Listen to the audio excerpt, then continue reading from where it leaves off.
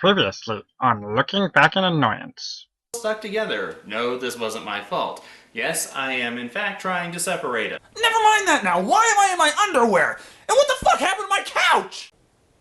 I can think of one person who might be responsible. And I'm looking at him right now. Assigning blame isn't gonna fix this, Decker. We need to... Creepy, it's around us. We've got to abort. Cut off all transmissions and raise a circle of salt. Now! And so our story continues. The last time I ate spicy General... Hey, wait a minute, what's going on?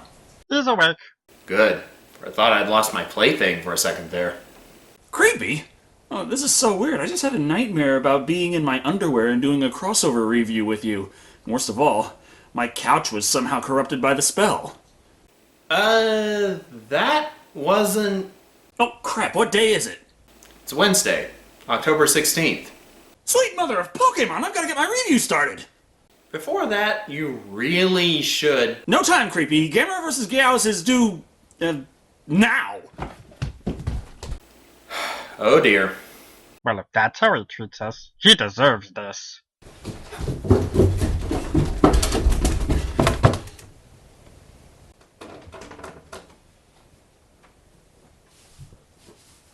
No! As I was saying, that was no dream. My couch. My beautiful couch. There's nothing sacred. If you ask me, this one is actually quite an improvement. Shut up! I've had that couch for years. I paid $50 for it out of my own pocket. Oh. Well, that explains a lot. And you know what the worst part is? You really were sprawled out in your underwear for all the internet to see? What? No, that ungodly special last Halloween really exists. Even now, he is still a critic, first and foremost. That's right. I'm a critic. I don't let this damn couch stop me.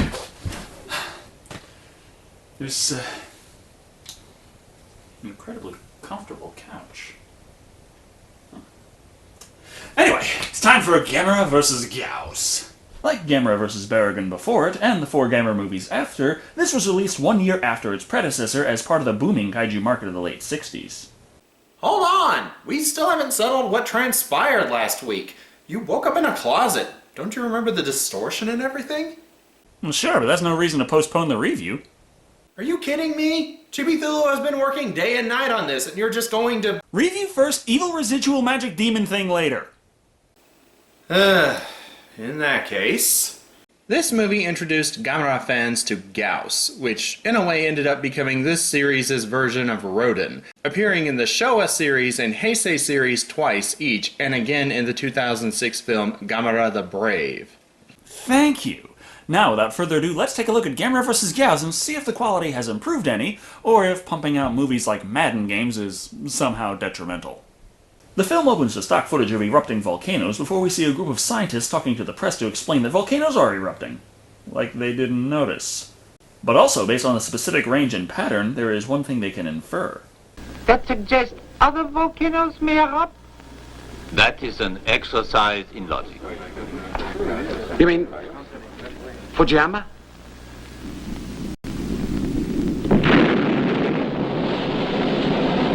I guess so.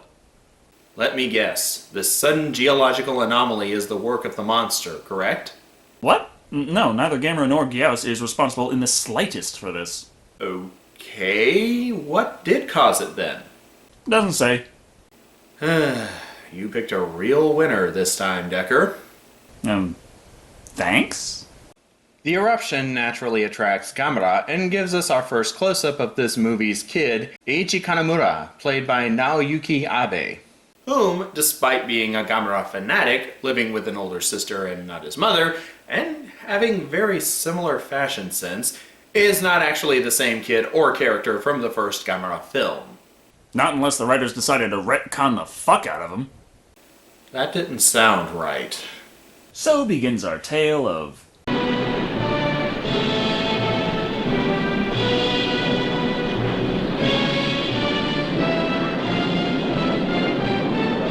Well, that's woefully out of place. You'd think, if they took the trouble to remake the title screen for the DVD release, they wouldn't just slap together one of the preloaded animations from whatever editing software they had lying around.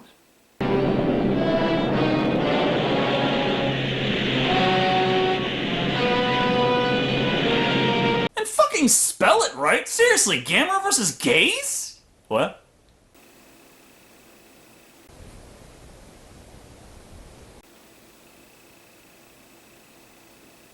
Gamera? Versus. Gays. So, killing Baragan and her rainbow power wasn't overt enough. Let's just wipe out all sense of subtlety from this. Oh shit, what am I supposed to do when he eats the Pride March? I already used the Taste the Rainbow soundbite. If he uses his flame breath, you could always put on hot stuff. Now what about his jet-powered turtle shell?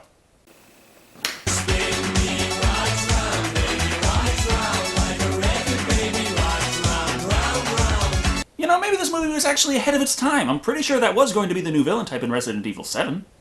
After that, a research unit takes a toy helicopter towards the volcano to find out just where Gamera went to, and we switch to another star in this movie, Shiro Tatsumi, played by Kojiro Hongo. Wait a minute, Kojiro Hongo? Wasn't he Kaisuke in the last film? Oh great, that's how we're going to improve the quality of the human characters. By hiring the same actors, movie after movie. In this flick, he's a foreman overseeing the Expressway Engineering Corporation's latest project, which strangely enough is engineering an expressway across Japan. It's nearly completed, but a small village is preventing them from finishing. Also, he's a bit concerned about the recent events. Now see here. Neither Fujiyama's eruption nor Gamera is any reason to delay the work on the road. So quit looking for excuses and get rid of those landowners or you're out of a job. A kaiju attack isn't a good enough excuse? Shit, I thought I had it bad when my boss told me that hauling a corpse was insufficient. What? Kroger. Ah. He's also got his crew, none of which matter, outside of his two comic relief lackeys. No, we are not going to be examining the kaiju equivalent of Bogle and Weird. Move on now. Let's see what the scientists are up to.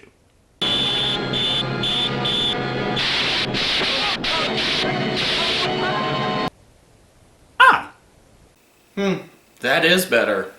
Mysterious rays destroy their helicopter, killing everyone aboard, and as this was a somewhat high-profile expedition, the press is very interested in getting the scoop. One reporter is much more determined than the rest, though, and wouldn't you know it, happens to run into Ichi on the way, and manages to convince the kid to guide him to the cave he spotted with the weird glowing light.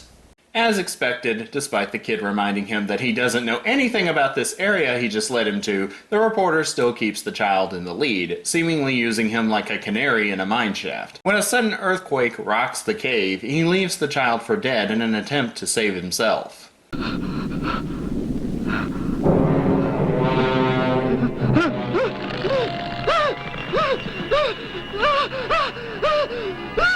On the plus side, he has suddenly learned how to fly.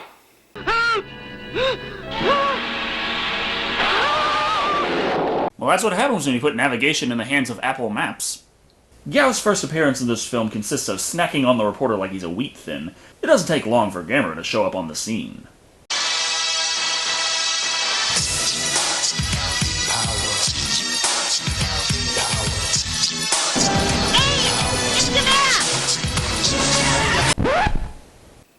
What's the matter?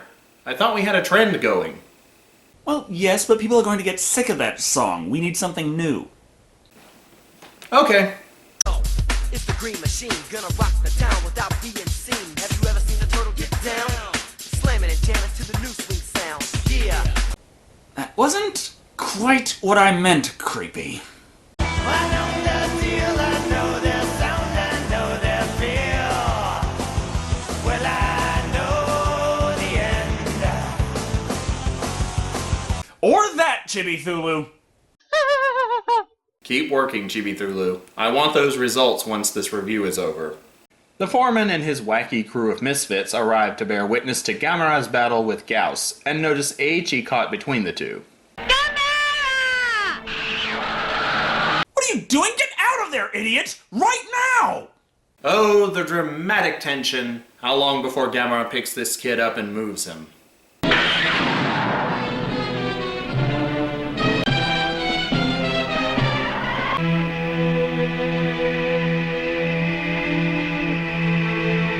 Not long, apparently. He sets over with, and this time Gamera didn't put him in danger to begin with. You're right, Decker. He only almost stepped on the kid about 100 times. The fight reveals that Gyaos is weak against fire. Thus, a zoologist named Dr. Aoki, played by Yoshio Kitahara, is brought in to explain Gyaos' prehistoric origins. A bird or a reptile? Nothing like this was ever seen by human eyes. Surely this monster dates back to the dawn of time. Prehistoric origin seems to be a go-to explanation for kaiju creatures. Well, what do you expect? There can only be so many giant mutant freaks of nature brought about by atomic testing and nuclear fallout. Because creatures locked within the earth or frozen in Arctic tundra is so much more plausible. He further explains the death ray Gyaos spews forth from its mouth is actually a sound wave so far out of the range of human hearing, it can slice with the power of a surgeon's scalpel. You know, if said surgeon were 300 feet tall. The question is, how does Gaos produce supersonics? Slide. The answer is a hypothesis based on deduction. Gaos must have a divided spine. Naturally, the monster would also have a forked throat. Or really impressive vocal cords? You don't need two spines in order to produce sounds. I'm pretty sure that's ridiculously common knowledge. On the plus side, Gaos must give some awesome blowjobs. Stop! What?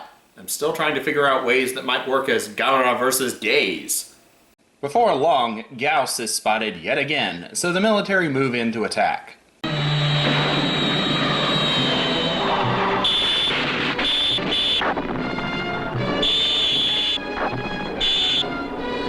And completely ignore that death ray they were just talking about 5 minutes ago. You know, for a supersonic beam of sounds outside the range of human hearing, it sure makes one hell of an annoying noise. While everyone is preparing for Gaos' return, Eiichi walks onto the scene to add some more random traits to the monster. You needn't worry. He never comes out of his cave in the daytime. What? Are you quite sure of that? Hmm? Despite the fact that the sun was shining high in the sky previously when the monster appeared.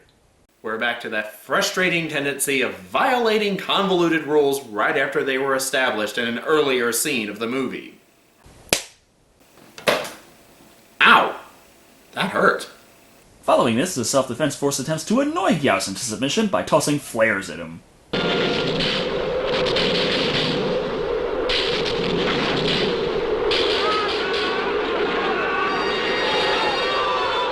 Having laid waste to the self-defense force, Gaos heads for Nagoya and wreaks havoc on the city. Gamera returns to battle Gaos, proving that there will be at least a few more appearances from our protagonist here than in the last film. Lyrics, fill in the gap, drop that bass and get the ninja rap. Just feel it, if you know what I mean, give it up. For the heroes in green, just flow in. Smooth with the power, kicking it up hour after hour. Which I guess means you're going to keep using that song. Gaos reveals another new ability this scene, spewing forth yellow... stuff. This works to douse Gamera's flames, keeping the battle from being too one-sided in either monster's favor. The fight continues until dawn, where Gamera brings his opponent to the sea, holding the creature down in the water while the sun rises. As sunlight rather directly damages the beast, Gyaos opts to pull a Coyote Ugly maneuver, severing his own foot before flying off. Gamera leaves, yet again, and the severed foot is brought to a laboratory where it is discovered that... Shrinking. Turn it off.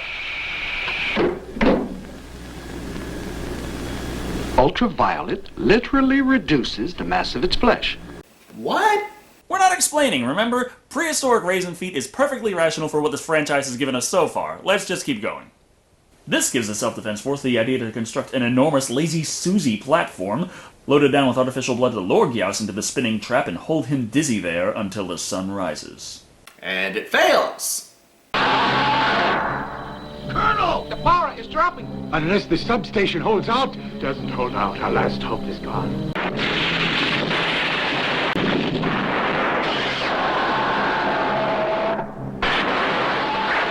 Seriously, why does the Japanese military even bother trying in these movies? Padding for time.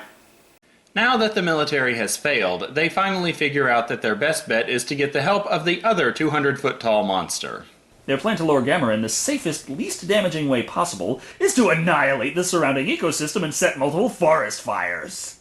Excuse me, sir. We'd like to volunteer to pave the way.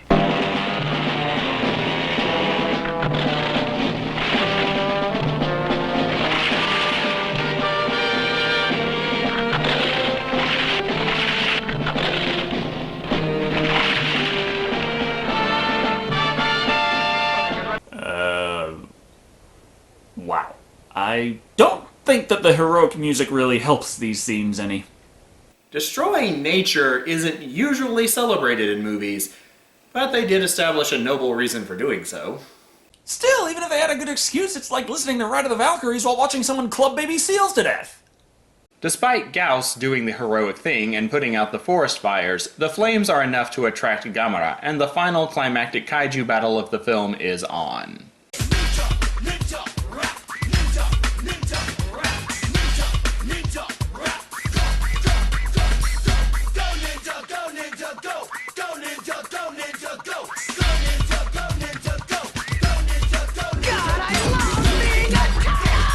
The battle ends with Gamera bringing Gyaos home with him, offering him a snack from the volcano. Sadly, Gyaos is allergic to lava and promptly dies. Gamera, on the other hand, survives, flying off into the sky in his rocket shell to further ravage Japan without any competition. Yep.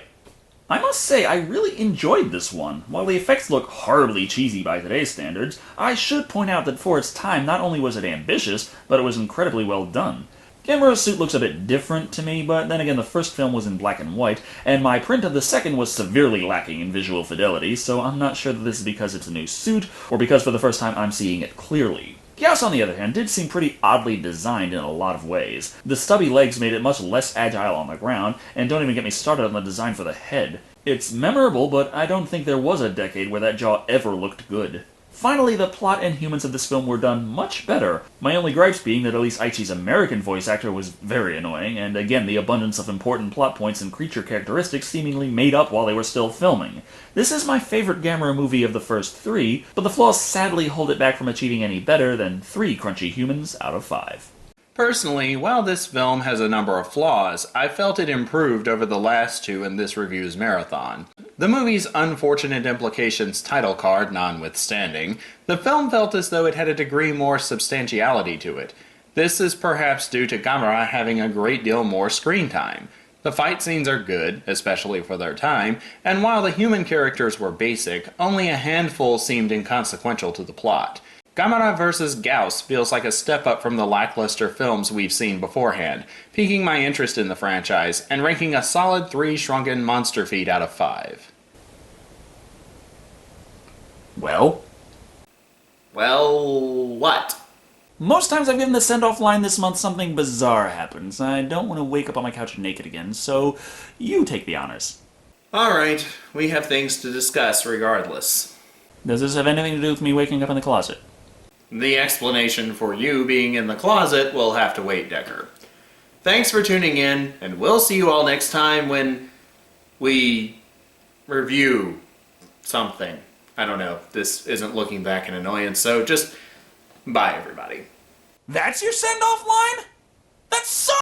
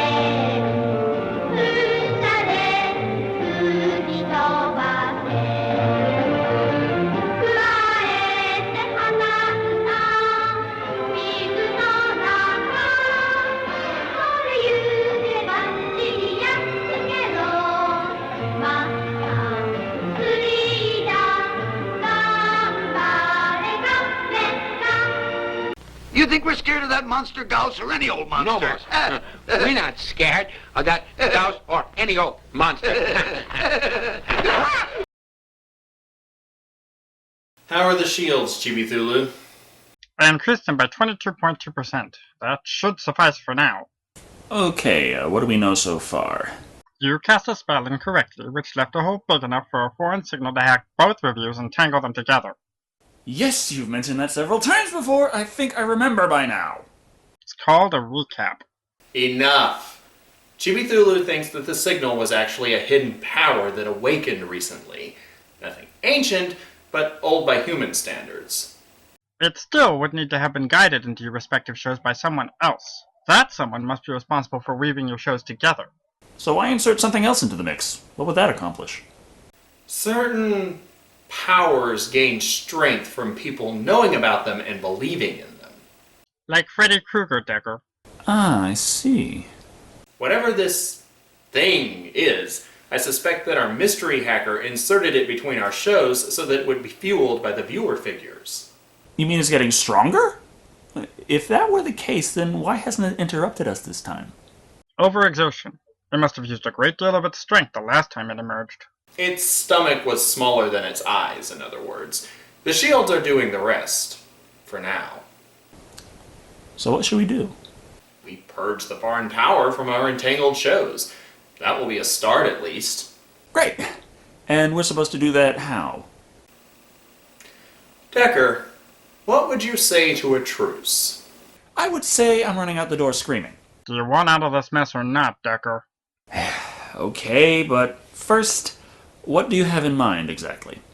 I was thinking of taking a page out of your book. What? How do you feel about witches?